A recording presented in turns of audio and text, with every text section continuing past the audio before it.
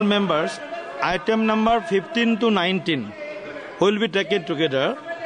Honorable Member Shri Gaurav Gogoiji, please.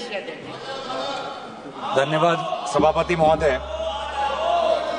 I rise to speak on the demand for grants, as you have mentioned, for supplementary demand for grants, demand for excess grants, and the Manipur budget. Excuse me.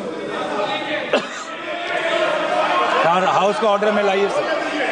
House को order में लाइए sir. Honorable, please be seated. माननीय सदस्य आप बैठिए. माननीय सदस्य आप प्लीज बैठिए. प्लीज बैठिए. बैठिए आप प्लीज. प्लीज आप बैठिए माननीय सदस्य. You are senior member of the house. Please. You don't talk. Please don't disturb. Please be seated, honorable member. Please be seated. Please be seated. No. Please be seated. Please.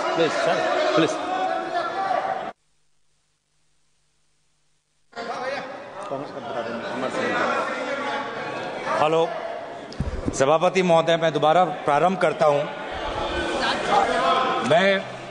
मैं दोबारा अभी से प्रारंभ करता हूं कि आज मैं खड़ा हूं supplementary demand for grants, demand for excess grants और मणिपुर के बजट के संदर्भ में बोलने के लिए. जो सप्लीमेंट्री ग्रांट्स का जो दूसरा बैच आया है उसमें लगभग 52 ग्रांट्स और 3 अप्रोप्रिएशंस हैं. कुल मिला के ग्रॉस एडिशनल एक्सपेंडिचर लगभग 26,78,508 करोड़ का है. जो नेट एडिशनल स्पेंडिंग गवर्नमेंट का होगा वो लगभग ₹51,462 करोड़ का होगा. इसमें से largest allocation defence pension, communications, finance और एग्रीकल्चर स्कीम्स और फर्टिलाइजर सब्सिडीज पर है. सर, बहुत से इंपॉर्टेंट सवाल हैं इन सप्लीमेंट्री डिमांड फॉर ग्रांट्स को मद्देनजर रखते हुए, मणिपुर के बजट को रखते हुए. मणिपुर के बजट में finance minister has tabled a Manipur budget envisaging an expenditure of ₹35,103 crore, जिसमें से सोशल सेक्टर आउटले जो है वो लगभग 9,520 करोड़ का है. Demand for excess grants is related to the year 21-22, which has occurred in 2 grants, 2 appropriations amounting to ₹1,000. Sir, I hope the Parliamentary Affairs Minister will help us to conduct this discussion in a normal proceeding. Gaurav ji, go ahead, please. Sir, मैं आपको दोबारा बोलना चाहता हूं कि ये supplementary demands for grants आए, उसको लेकर हम चर्चा करेंगे. लेकिन आज जो विषय है देश के सामने वो बहुत गंभीर है और बहुत अफसोस की बात यह है कि ये पूरा सरकार आज सिर्फ हेडलाइंस को कैसे नियंत्रित करे उस पे ज्यादा जोर दे रहे हैं. पूरा सरकार भाषणों पे ज्यादा निर्भर है. पूरा सरकार चाहता है कि पूरा देश उनके भाषणों, उनके इवेंट मैनेजमेंट, उनके हेडलाइंस पे ध्यान दे और वास्तविक जो स्थिति है उस पे उनका न जाए. उसका प्रेम. Deputy leader of the house opposition is. आपका नहीं, उधर आपका दिखे, पीछे बैठिए सब लोग. Noises coming from Treasury bench. Okay. Both noises are coming from Treasury bench. We've been asking you to please restrain the Treasury bench. Please. I can hear the Treasury bench more than my colleagues. We are all hearing the Treasury bench. The House Congress Party is speaking. We are only hearing the Treasury bench till now. Okay, please go ahead. Okay, please go ahead. Please resolve your issue. The example, I want to give the example of Manipur. Manipur, सभापति महोदय, 2000 आज से लगभग 21 महीने पहले जब no confidence का motion आया, उस नो कॉन्फिडेंस के मोशन में आदरणीय प्रधानमंत्री ने क्या कहा था? आदरणीय प्रधानमंत्री ने कहा था कि शांति मणिपुर में निकट है, बहुत जल्द ही शांति आने वाली है. यह आज से 21 महीने की पहले की बात है. लेकिन आज हमने फरवरी 13, 2025 को क्या देखा कि आर्टिकल 356 मतलब राष्ट्रपति शासन मणिपुर में लागू हो. सर, ये हमारे देश के लिए बहुत ही संवेदनशील मामला है और मैं चाहूंगा क्योंकि प्रधानमंत्री मोदी जी ने खुद 2023 के नो कॉन्फिडेंस अविश्वास प्रस्ताव में स्वयं कहा कि शांति निकट है, मणिपुर में शांति आने ही वाली है, तो पहले प्रधानमंत्री हमको बताए कि राष्ट्रपति शासन लागू क्यों हुआ, और प्रधानमंत्री हमको बताए कि वो आज तक मणिपुर क्यों नहीं गए। मणिपुर क्यों नहीं गए? एक मिनट, अभी सर मणिपुर का बजट, अभी एक मिनट, अभी एक मिनट, मैं आपको एक मिनट, आप प्लीज बैठिए, एक मिनट बैठिए। आपको मैंने कहा प्लीज बैठिए, आप कहना सब कहना, बैठिए, पहले बैठिए, एक मिनट बैठिए। मेरा माननीय सदस्यों से आग्रह है कि वह व्यापक चर्चा करें। अभी राष्ट्रपति अभिभाषण के विषय पर जब होगा, उस विषय पर भी चर्चा होगी, उस समय भी आप उस वक्त, तो अभी हमें कोशिश करना चाहिए कि हम बजट के परिप्रेक्ष्य में ही चर्चा करें। जी, मणिपुर का बजट, मणिपुर के विधानसभा में क्यों चर्चा नहीं हो रहा? और आज भी विधानसभा की स्थिति क्या है? चंदन जी, आज भी विधानसभा की स्थिति क्या है? आज वहां पे हमको पता है कि स्टेट असेंबली डिसॉल्व हुआ है या स्टेट असेंबली सस्पेंडेड एनिमेशन में है। हम तो चाहते हैं कि आज केंद्रीय गृह मंत्री चर्चा में भाग ले और हमें बताए कि विधानसभा की स्थिति क्या है। गृह मंत्री को आज मणिपुर में जो राष्ट्रपति शासन हुआ है उसकी नैतिक जिम्मेवारी लेनी पड़ेगी। और मैं आदरणीय गृह मंत्री से आवेदन करता हूं कि आज जो मणिपुर में उनकी जो विफलता हुई है उसके संदर्भ में अपना राजधर्म पालन करें, अपना राजधर्म पालन करें। जब आज से 2 साल पहले, अभी वित्त मंत्री, आज से 2 साल, मैं आपको देख के वो बोल रहा हूँ, आज से 2 साल पहले बताओ, वो विषय है जब बताना उनको। आज से 2 साल पहले जब मणिपुर में अशांति का वातावरण हुआ था तो गृह मंत्री वहां जाके बोले कि मैं जल्द वापस आऊंगा, मैं जल्द वापस आऊंगा। उन्होंने कहा था, आप रिकॉर्ड पूछ लीजिए। 2 साल हो गए, गृह मंत्री भी नहीं गए वहां पर। सर इसलिए मैं चाहता हूं कि गृह मंत्री अपनी नैतिक जिम्मेवारी ले, प्रधानमंत्री वहां पे जाए। बंदूक के दम पर उत्तर पूर्वांचल में शांति नहीं आएगी सर, बंदूक के दम पर, पुलिस पेट्रोलिंग के दम पर मणिपुर में शांति नहीं आएगी। अगर वास्तविक में शांति चाहिए तो मणिपुर के लोगों को बोलने दो। वास्तविक में शांति चाहिए तो मणिपुर के लोगों को सुनने का धैर्य आपके पास होना चाहिए। उनकी राजनीतिक आकांक्षाएं क्या है, उनके मन में भय क्या है, उनके मन में डर क्या है, उसकी सुनने की ताकत आपके पास होनी चाहिए। सर ये बार बार अगर ऐसे सदन चलेगा सर, ये ऐसे सदन चलेगा सर,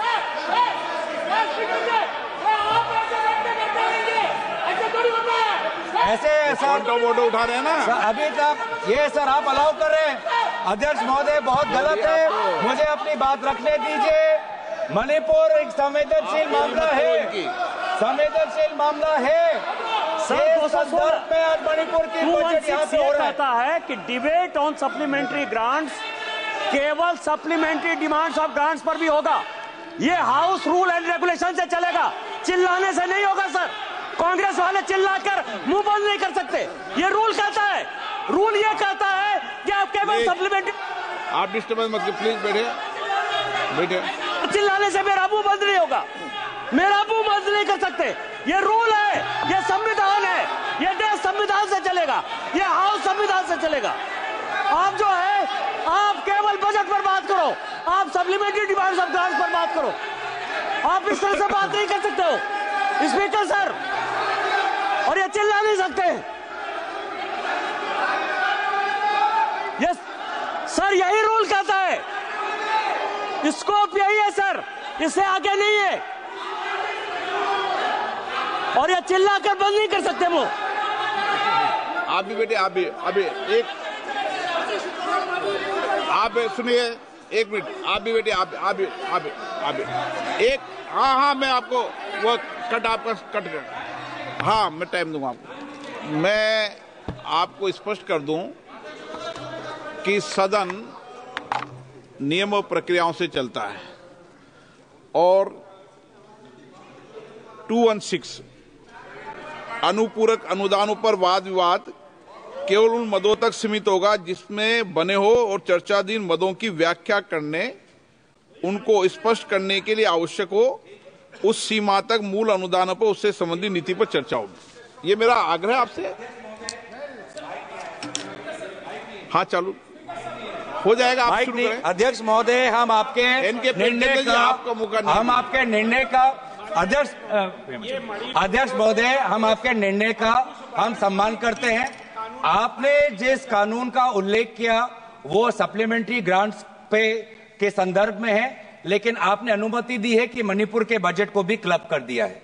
तो इसीलिए मैंने मणिपुर के बजट में क्यों यहाँ पे आया है वो संदर्भ में मैं यहाँ पे बात कर रहा हूँ। पर एक बात यह है अध्यक्ष महोदय, हम आपका बहुत सम्मान करते हैं।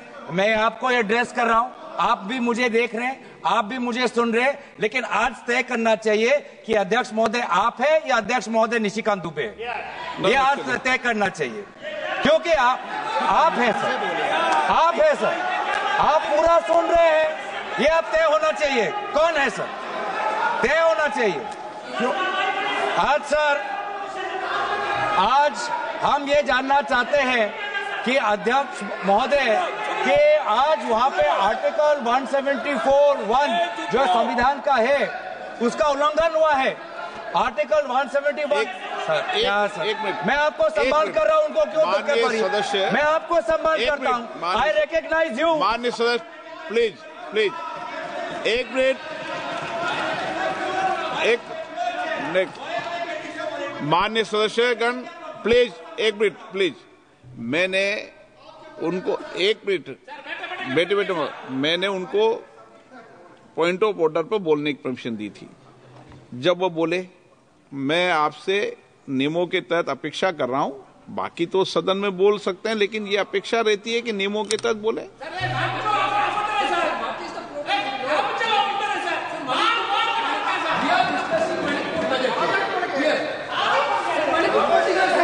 बोलिए अध्यक्ष महोदय। आप सर एक मिनट अध्यक्ष महोदय, आपको मैं इजाजत दूं?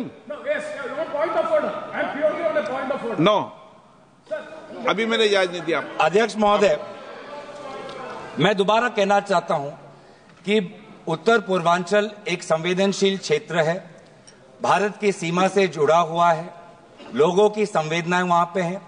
आपने पिछले 2.5 साल से बंदूक के दम पर शांति लाने की कोशिश की है, आप विफल रहे हैं। ये बंदूक के दम पर शांति लाना, ये व्यवस्था बंद करिए, मणिपुर के लोगों के साथ बात करिए। प्रधानमंत्री मोदी जी मणिपुर में जाएं, लोगों की क्या मन में क्या भय है उसको सुने। एक राजनीतिक रूप से ही मणिपुर में शांति आ सकता है, हम सकारात्मक रूप से यहाँ पे आप सुझाव दे रहे हैं। दूसरी बात यह है कि सर, जब भी कोई मुद्दा महत्वपूर्ण देश का आता है तो प्रधानमंत्री मोदी जी गायब हो जाते हैं। आप हाल ही में मत करिए, आप देखिए, ठीक है, आप एक मिनट प्रधानमंत्री मोदी जी से हम और अपेक्षा करते हैं, शांत हो जाते हैं, शांत हो जाते हैं। माननीय जब माननीय प्रधानमंत्री जी जब पहले भी सदन के अंदर चलते सदन में पूर्व के प्रधानमंत्री जी भी गए हैं, और जब भी माननीय प्रधानमंत्री जाते हैं सदन को सूचित करते हैं, मुझे सूचित करते हैं, और उसके बाद प्रधानमंत्री जी हमेशा सदन को सूचित करके ही जाते हैं। सदन महोदय, टिप्पणी करें जो ठीक नहीं है।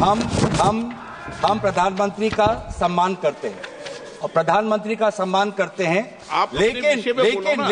लेकिन इसमें जब हम वर्तमान प्रधानमंत्री का सम्मान करते हैं तो बार बार पूर्व प्रधानमंत्री पे ये लोग अपमानजनक शब्द क्यों करते हैं और उनके बातें रिकॉर्ड पे क्यों आते हैं, इसका भी आप बाद में सोचिए sir.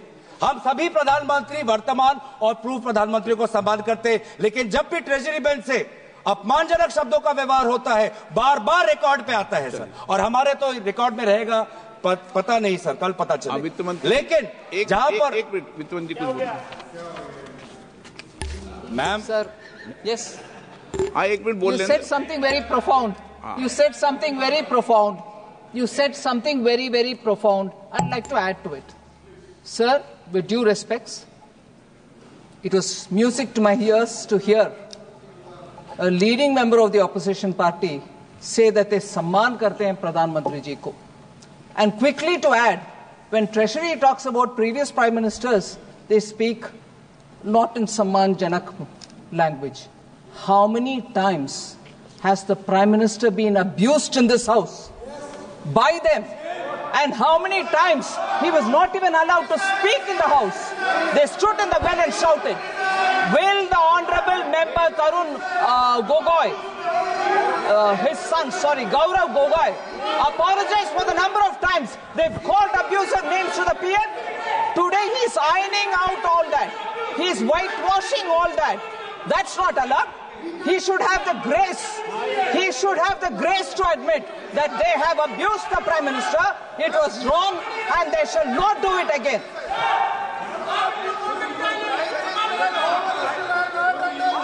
Through you, Honorable Speaker, through you, I request the Finance Minister to read the speech of the Prime Minister during the last session. His entire speech was abusing former Prime Ministers. I have written a letter to you putting on record a number of times he has abused the chair of the former Prime Ministers. So please before pointing fingers, अपने घर में खुद जाके. If it is this very clearly that I have to read the speech, Honorable Finance, I do not expect you. What is this? Honorable, what is this going on? You should not have the patience to listen. Have the patience to listen. You should have the patience to listen. You read through the speech. Have the patience. Look at the way in which all of them are shouting. Now, look at the way in which all of them are shouting. Have the patience. Right? What Gogoi said is wrong. Gogoi said is wrong. Is that what they are saying? Is that what they are saying? If Gogoi had the large-heartedness to say that we should not abuse anybody, what's going on? So that shows the attitude of the Congress party. Gaurav ji, आप budget पे तो कुछ बोले हैं. आप आगे बढ़ो sir. आप तो विषय पर मैं आगे बढ़ना चाहता हूँ. यही आपका स्ट्रेटेजी है. यही स्ट्रेटेजी है आपका. सुनने की ताकत नहीं है. दोबारा ये देखिए. यही है. यही स्ट्रेटेजी है. ये स्ट्रेटेजी ये है सर. बार-बार minister with a good spirit to say that we should respect the Prime Minister. None of them will agree. They don't want to agree. I'll get up every number of times that when an honorable member says you respect the Prime Minister, and that should be the attitude there. No, that member is honorable enough, but not the rest. अध्यक्ष महोदय इधर अध्यक्ष महोदय मैं अध्यक्ष महोदय okay अध्यक्ष महोदय मैं बात इसलिए उठाया हूं क्योंकि आज हमारे देश के सामने हम प्रधानमंत्री मोदी जी को सुनना चाहते हैं, क्योंकि अमेरिका के राष्ट्रपति ने कहा कि अभी भारत और अमेरिका के बीच में जो टैरिफ्स को लेके जो चर्चा हो चुका है उसमें भारत ने कबूल कर दिया है कि टैरिफ घटेगा. ये टैरिफ कहाँ आ गया बीच में इस बिल में? सर टैरिफ क्यों आया मैं बताता हूँ. मैं टैरिफ क्यों आता अध्यक्ष महोदय मैं आपको आपका प्रश्न में को उत्तर देता हूँ. ये टैरिफ इसलिए आता है क्योंकि ये टैरिफ हमारे ऑटोमोबाइल सेक्टर के साथ जुड़ा हुआ है. ये टैरिफ हमारे टेक्सटाइल के साथ जुड़ा हुआ है. ये टैरिफ हमारे जेम्स और ज्वेलरी के साथ जुड़ा है. ये टैरिफ हमारे स्टील नट्स के साथ जुड़ा है. और सबसे महत्वपूर्ण ये टैरिफ हमारे किसानों के साथ जुड़ा है. हमारे किसानों को बचाना है सर. इसीलिए हम जानना चाहते हैं कि भारत सरकार ने कौन से सब्जेक्ट्स पर अब टैरिफ घटाने की बात उन्होंने अमेरिका को सूची किया है. और ये बात तो सर मुझे नहीं लगता कि कॉमर्स मंत्रालय को भी पता होगा, क्योंकि बहुत से चीजें प्रधानमंत्री मोदी जी व्यक्तिगत उनका पर्सनल मैटर होता है. वो व्यक्तिगत रूप से वो बातचीत करते हैं. देश के पक्ष में नहीं है. अब बैठिए आप देखिए अनपार्लियामेंट्री क्या बोल रहे हैं पार्लियामेंट का. लेकिन जो विषय है जिस पर डिबेट हो रही है उस पर बात करेंगे ना. आप पॉलिटिकल बात करेंगे क्या? ये राष्ट्रपति अभिभाषण पर चर्चा है क्या? बजट पर चर्चा है तो करो आप. ये तो तरीका ठीक नहीं है ना. आप उपनेता हैं. नहीं ये तरीका ठीक नहीं है. नो, आप बजट पर करें, सप्लीमेंट्री ग्रांट पर करें, मणिपुर की सप्लीमेंट्री ग्रांट पर करें। हाँ, माइक बंद हो जाएगा। सर, हमें किसानों की बात करनी है, ऑटोमोबाइल सेक्टर में जो काम करते हैं वो बात करनी है, टेक्सटाइल्स के सेक्टर में जिन लोगों की रोजगार मिलती है उसकी बात करनी है। तो सर उसके हित में हम बोल रहे हैं कि कौन से क्षेत्र में टैरिफ्स घटा है, ये बात हमें प्रधानमंत्री मोदी जी बताएं, क्योंकि बहुत से मामलों पर वो व्यक्तिगत रूप से करते हैं नेगोशिएट। राफेल के मामलों में व्यक्तिगत रूप से उन्होंने नेगोशिएट किया। तो इसमें भी हम जानना चाहते हैं कि कौन से विषयों पर भारत टैरिफ्स घटाएगा, और ये भी हम जानना चाहते हैं क्या भारत ने सोचा है कि हम अमेरिका पर रेसिप्रोकल टैरिफ्स लगाएंगे? क्या भारत ने ये सोचा है? देखिए माननीय सदस्य, मैं आपको फिर बोल रहा हूं, नहीं तो मुझे टोकना पड़ेगा। सदन नियम प्रक्रियाओं से चलेगा, 2-6 में क्लियर नियम प्रक्रिया है।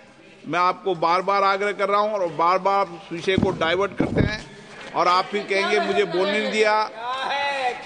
सदन तो नियम प्रक्रियाओं से चलेगा। बोलिए, लेकिन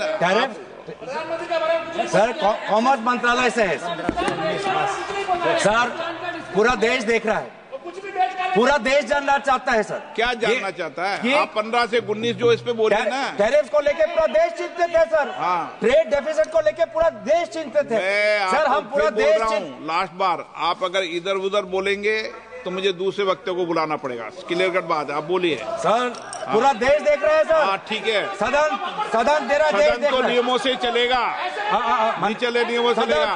सदन पूरा देश देख रहा है, चलना है। बोलिए तो ठीक, सदन पूरा देश नहीं बोलने देंगे सर। बार बार ऐसे उदाहरण आते हैं, बार और आप बीच में डिस्टर्ब मत कीजिए। बार ऐसे उदाहरण आते हैं कि सरकार एक कदम लेती है और फिर 2 कदम पीछे जाती है। उसका एक और उदाहरण है sovereign gold bonds. Sovereign gold bonds ये सरकार ने 2015 में लाए। 2015 में ये सरकार ये सॉवरेन गोल्ड बॉन्ड्स इन्होंने शुरुआत की, और अभी हाल की बजट में जब इनका पूरा ये स्कीम फियास्को हो गया, पूरा स्कीम फ्लॉप हो गया, अब ये स्कीम को बंद करना चाहते हैं। क्यों? क्योंकि इनका मंशा ये था कि बाहर से जो गोल्ड का इंपोर्ट आता है वो घटना चाहिए। इनका प्रेस रिलीज में यही सरकार का ये था जब सॉवरेन गोल्ड बॉन्ड्स आया।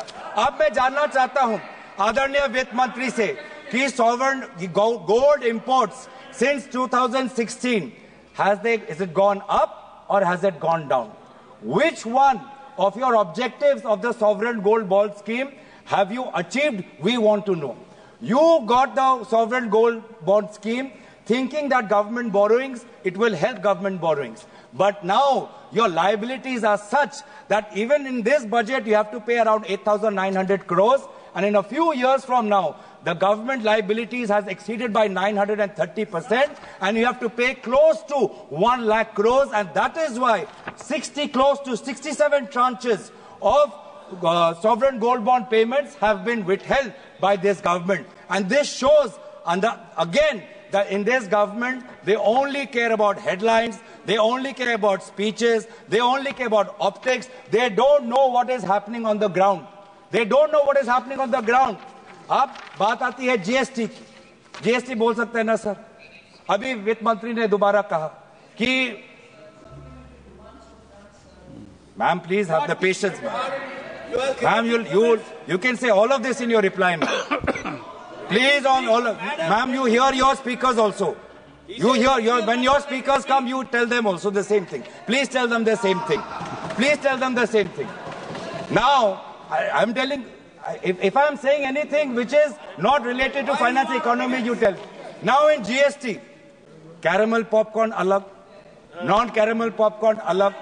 Now GST में sir former chief of economic adviser, इन्हीं के सरकार के टाइम में former chief of economic adviser ने कहा है कि सिर्फ रेट कट से नहीं होगा, आपको जीएसटी स्ट्रक्चर में सुधार लाना है। लगभग 100 रेट है, इतने सारे सेसेस है, मल्टीपल टैक्स स्लैब्स है।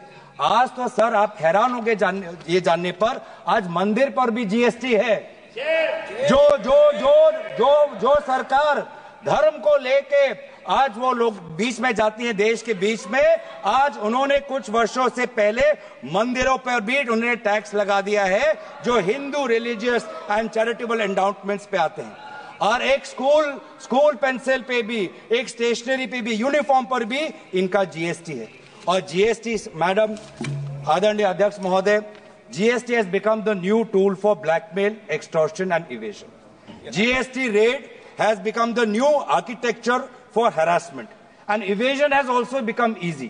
Evasion has increased from 2020, in 2023, evasion of GST has doubled to 2 lakh crores. अब इन्होंने एक और harassment का tool निकाल रहे हैं, वो है इनकम टैक्स बिल में, जो फिलहाल कमिटी में है।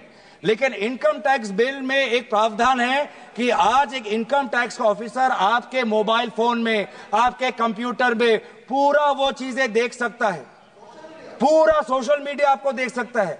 इतना ताकत जो हमारे सरकार के इंफॉर्मेशन टेक्नोलॉजी एक्ट 2000 में नहीं है, इतना ताकत जो डिजिटल प्रोटेक्शन एक्ट 2023 में नहीं है, उतना ताकत आज ये इनकम टैक्स ऑफिसर्स को देना चाहते हैं। और इनका क्या मंशा है हमको सब पता है। Income tax is just the way they are using it is harassing people, harassing shopkeepers, harassing small traders, harassing small businessman.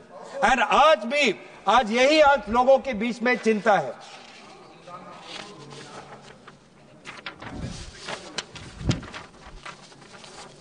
धन्यवाद सर। तो एक और उदाहरण देता हूं कि क्यों ये भाषण पे कितना ये निर्भर है। और इनके भाषण जमीन से इनका कोई ताल्लुकात नहीं।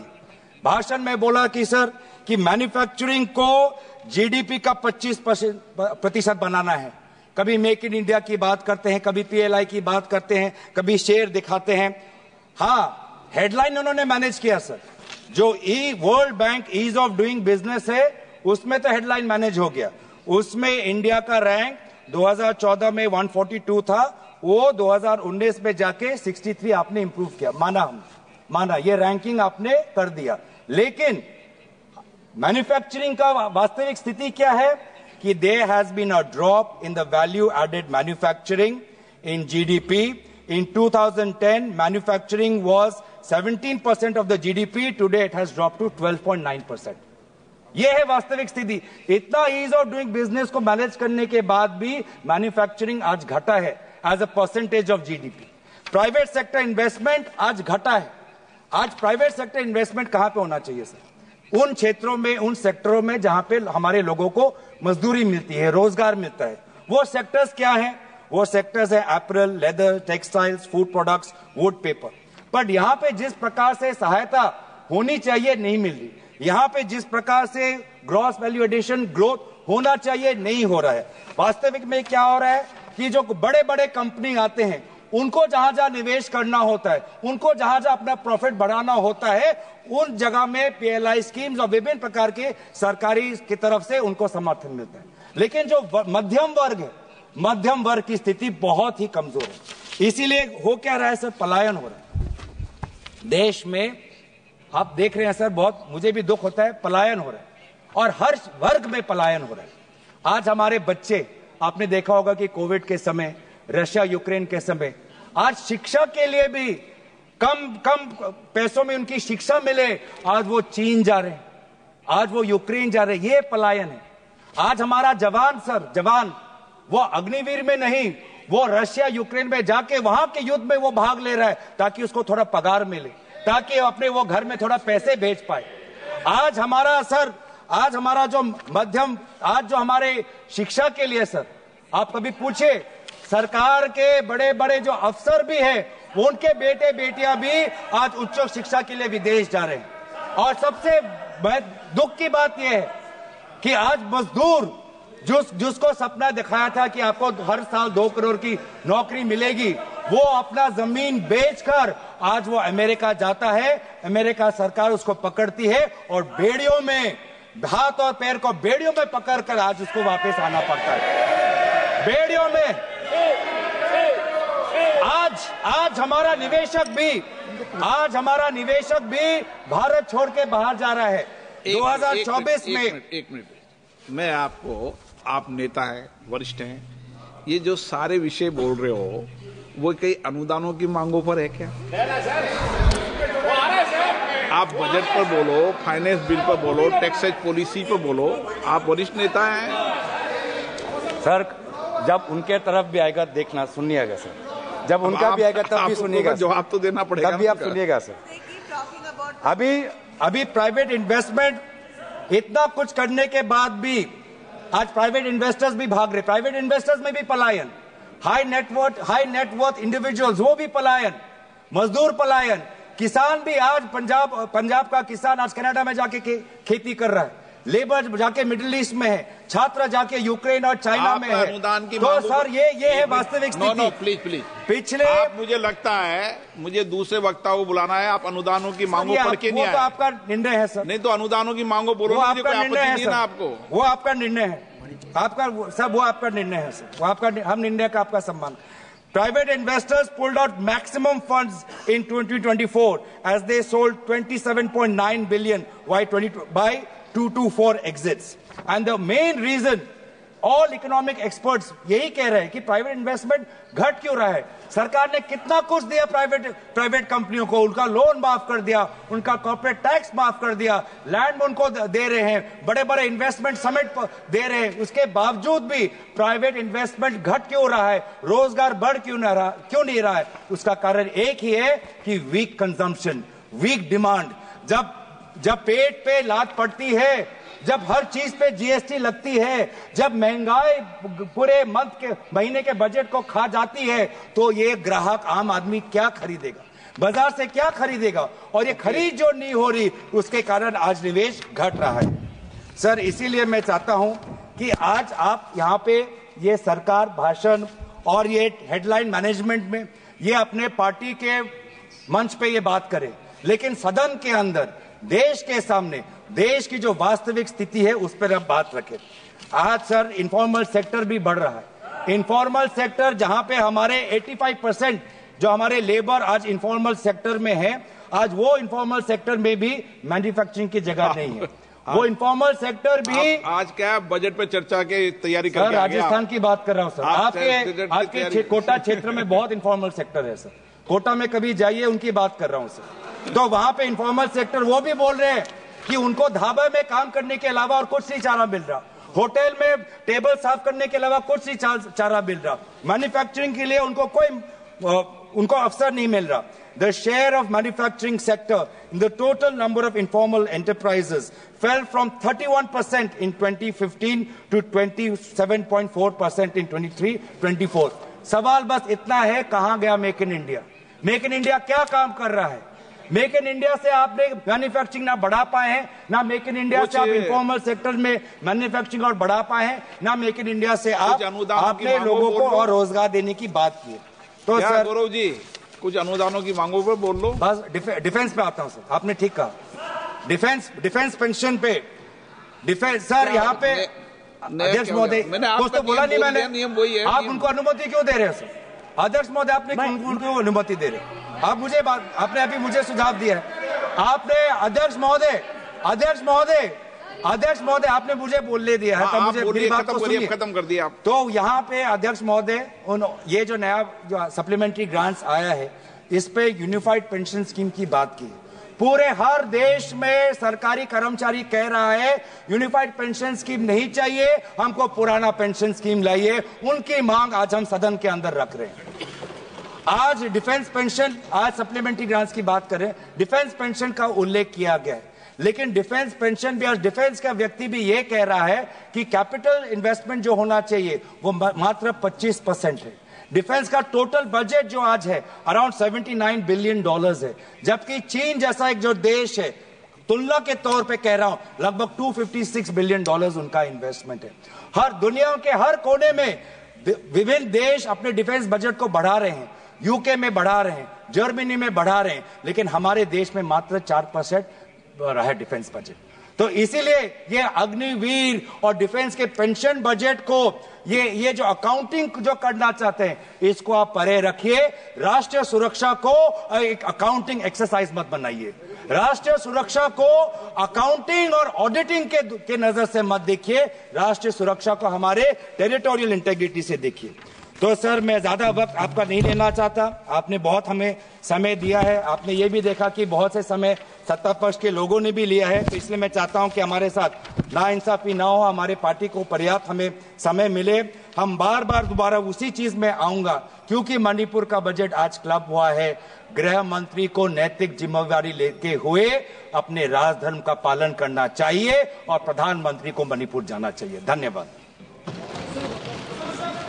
मैं एक सेकंड प्रेमचंद जी, मैं सभी सदस्यों से आग्रह करूंगा कि मैंने कई बार गौरव गोगोई जी को कहा, हम कोशिश करें, प्रयास करें कि जिन विषयों पर सदन में चर्चा हो उन विषयों के इर्द गिर्द ही अपने विषय को रखे तो उचित रहेगा।